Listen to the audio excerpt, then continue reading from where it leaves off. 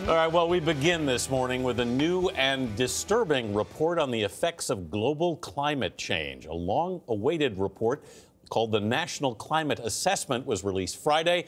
It paints a dire picture, warning that the Earth's climate is changing rapidly, primarily due to human activity.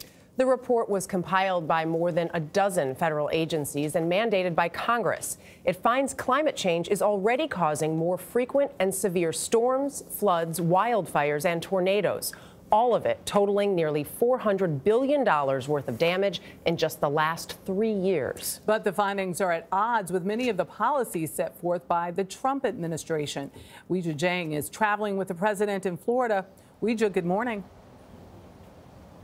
Good morning, everybody. The White House is dismissing the report, saying it is based on the most extreme climate change scenario and does not give enough weight to how technology and innovation are decreasing emissions.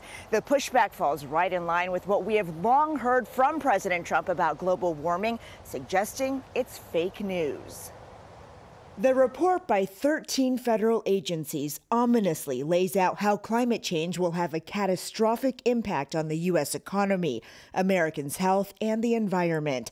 The report predicts the impacts of climate change are intensifying across the country, and climate-related threats to Americans' physical, social, and economic well-being are rising.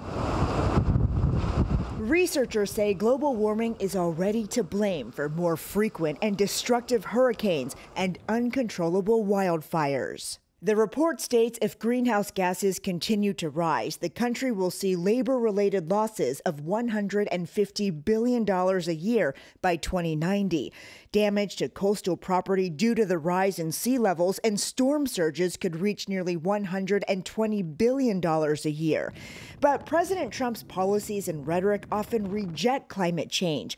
His administration has rolled back Obama-era environmental regulations and promoted the production of fossil fuels. We're getting out.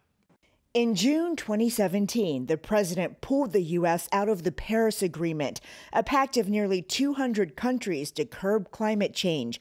Mr. Trump has often referred to global warming as a hoax invented by China, and last month dismissed it on 60 Minutes. But what about the scientists who say it's worse than ever?